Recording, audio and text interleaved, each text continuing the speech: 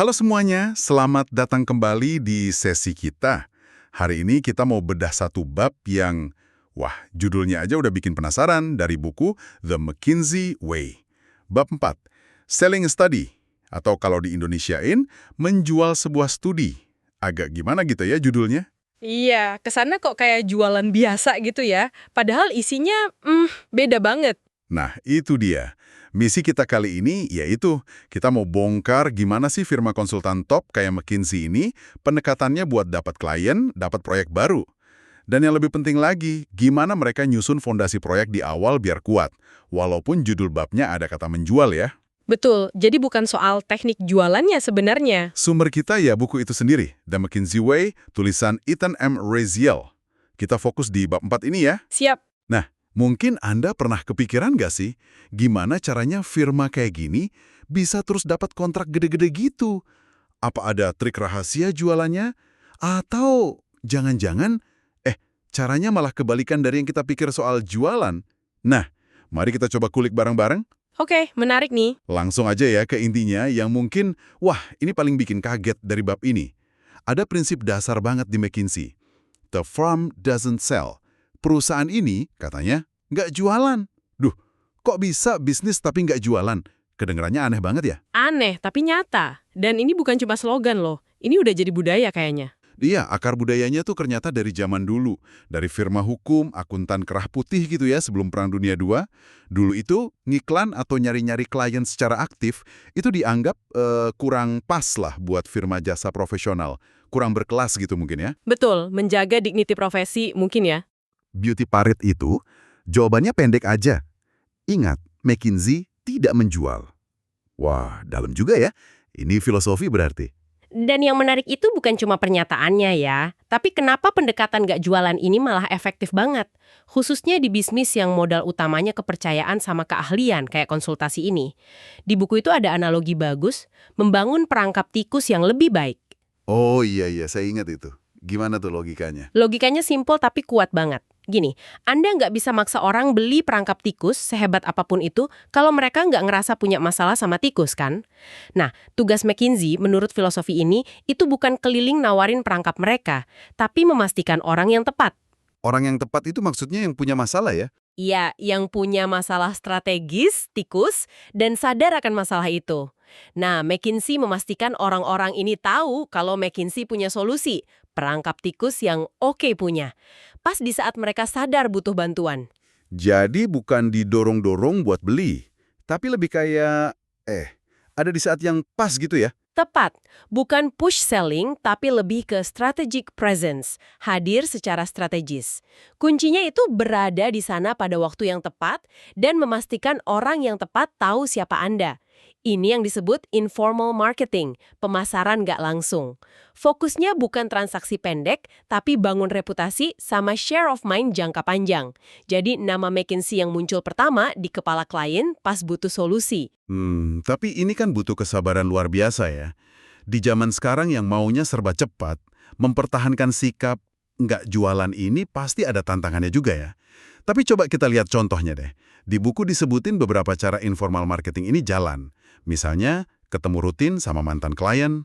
Betul, tapi bukan buat jualan lo ya ketemunya. Iya, bukan buat nawarin proyek baru. Tapi lebih kayak ngecek gitu ya. Gimana kabar implementasi proyek yang dulu? Ada tantangan baru apa? Jaga hubungan intinya. Persis, relationship maintenance. Terus, aktif juga di konferensi industri, seminar, atau bahkan acara-acara non-formal yang pas. Tujuannya yaitu lagi, biar kelihatan, biar dikenal, bangun koneksi yang beneran. Nulis artikel di jurnal bisnis top juga cara bagus buat nunjukin kalau mereka tuh ahli di bidangnya. Thought leader. Nah, itu penting banget buat bangun kredibilitas. Yang ini nih, agak kaget saya bacanya. Mereka bahkan bangun jaringan sama kompetitor. Kok bisa ya? Haha, iya kedengerannya aneh ya. Tapi logikanya strategis juga. Orang-orang di firma pesaing itu kan, suatu hari bisa aja pindah kerja, jadi klien potensial di perusahaan lain. Oh iya bener juga ya. Jangka panjang banget mikirnya. Intinya gitu, semua aktivitas ini tujuannya satu. Pas ada eksekutif pusing mikirin masalah berat dan nanya, siapa ya yang bisa bantu? Nama McKinsey itu otomatis muncul di pikiran mereka. Ini soal daya tarik, bukan paksaan. Oke, paham.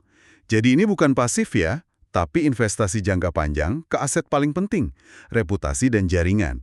Ini bangun kepercayaan yang susah disaingi sama jualan agresif jangka pendek. Persis. Nah, setelah reputasi dan jaringan ini ngundang peluang datang, bab ini juga ngingetin kita, kerjaan sesungguhnya baru mulai. Ada bagian penting berikutnya nih. Apa tuh? Pentingnya menata atau menstruktur sebuah proyek dengan benar sebelum mulai kerja. Ini krusial banget setelah dapat proyeknya. Oh, jadi dapat proyeknya itu baru langkah awal ya? Iya, ibaratnya baru dapat tiket masuk stadion. Menangin pertandingannya itu soal lain. Butuh strategi, butuh persiapan matang. Disinilah pentingnya nyusun kerangka kerja yang jelas sebelum timnya mulai gerak. Kalau cuma modal, siap, laksanakan. Tanpa tahu jelas mau ngapain, wah, itu bisa jadi awal masalah besar nanti di proyeknya. Bener banget. Sering kejadian tuh. Nah, buku ini ngasih panduan praktisnya nggak? Semacam checklist gitu buat struktur awal ini? Ada secara implisit ya. Pertama, yang paling dasar, pahami betul cakupan atau skop masalahnya. Tanya deh, ini masalahnya realistis nggak sih diselesain dengan baik pakai waktu dan sumber daya yang ada? Jujur di tahap ini penting banget. Oke, cek realisme dulu ya. Kalau jawabannya enggak atau kayaknya susah nih. Nah, kalau gitu, wajib nego. Bukan nolak ya, tapi disesuaiin. Opsi pertama, ya minta waktu lebih atau sumber daya lebih. Opsi kedua, dan ini sering lebih efektif katanya, pecah masalah gedenya jadi bagian-bagian kecil yang lebih gampang dikelola. Jadi bite-size chunks gitu. Fokus ke satu atau dua bagian paling penting dulu mungkin. Maksud akal. Biar nggak kewalahan ya. Terus setelah skopnya oke, Langkah berikutnya, definisikan dengan jelas banget apa sih hasil akhir atau end product yang diharapkan dari tiap bagian atau fase proyek itu. Misalnya, apakah outputnya rekomendasi strategi, atau rencana implementasi yang detail banget, atau mungkin prototipe produk baru, harus jelas biar nggak ada salah ekspektasi nanti. bener. Biar semua tahu tujuannya sama. Terus soal sumber daya? Nah, ini juga penting. Identifikasi spesifik sumber daya yang dibutuhin. Bukan cuma duit ya, tapi juga siapa aja orangnya dari tim konsultan dan klien, data apa aja yang wajib ada dan gimana dapetinnya, perkiraan waktu yang realistis berapa lama, butuh dukungan dari departemen mana aja.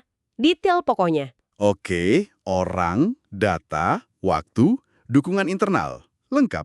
Ada lagi? Ada satu lagi. Ini sering kelewat tapi bisa fatal kalau diabaikan, yaitu dapetin komitmen yang jelas dari pimpinan atau klien.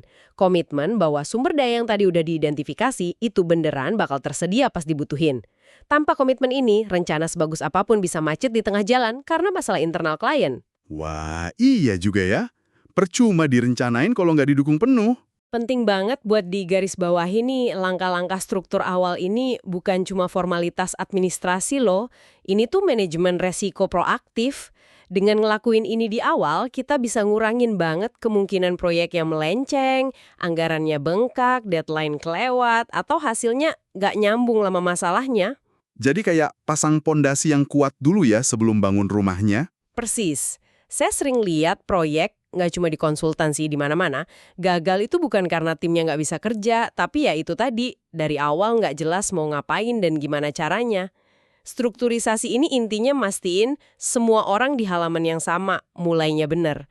Ini nggak jaminin 100% sukses sih, tapi ya jelas naikin kemungkinannya banget. Oke, jelas banget nih. Coba kita tarik kesimpulannya ya. Jadi apa artinya semua ini buat Anda para pendengar?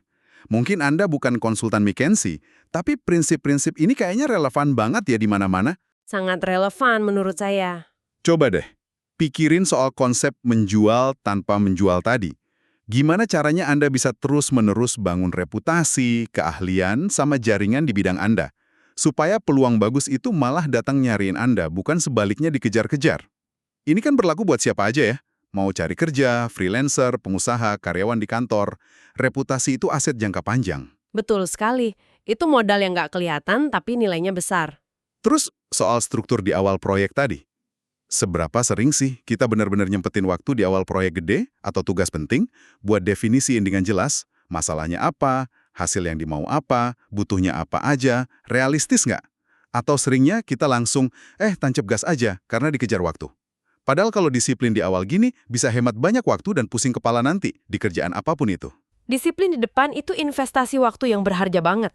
Oke, jadi kalau dirangkum nih, diskusi kita soal bab 4, Selling a Study dari The McKinsey Way. Poin pertama, itu soal pendekatan unik McKinsey, dapat klien. Fokusnya ke bangun reputasi kuat dan jaga hubungan jangka panjang biar jadi pilihan utama pas dibutuhin, bukan jualan aktif cara lama.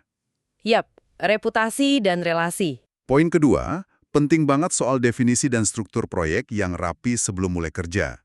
Ini termasuk pahamin skop yang realistis, pecah masalah kalau perlu, tentuin hasil akhirnya apa, identifikasi sumber daya, dan pastiin ada komitmen.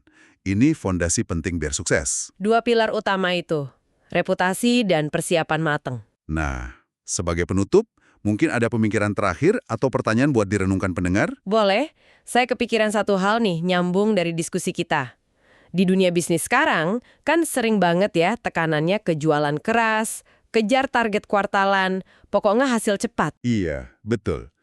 Kelihatan banget itu. Nah, pertanyaannya buat direnungkan.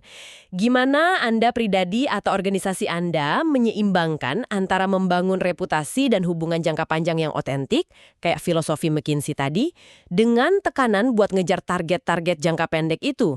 Seberapa besar kemewahan atau mungkin keberanian yang Anda punya buat sesekali bilang enggak pada penjualan agresif demi jaga integritas dan kredibilitas jangka panjang? Di mana sih titik seimbang yang pas buat Anda? Ini nggak gampang dijawab loh, tapi penting banget kayaknya. Wah, pertanyaan yang bagus banget dan bikin mikir ya. Pas banget sama kondisi sekarang. Terima kasih banyak sudah menyimak pembahasan kita kali ini ya. Semoga insight soal cara McKinsey dekati klien dan mulai proyek ini ngasih perspektif baru buat Anda semua. Sampai ketemu lagi di sesi berikutnya.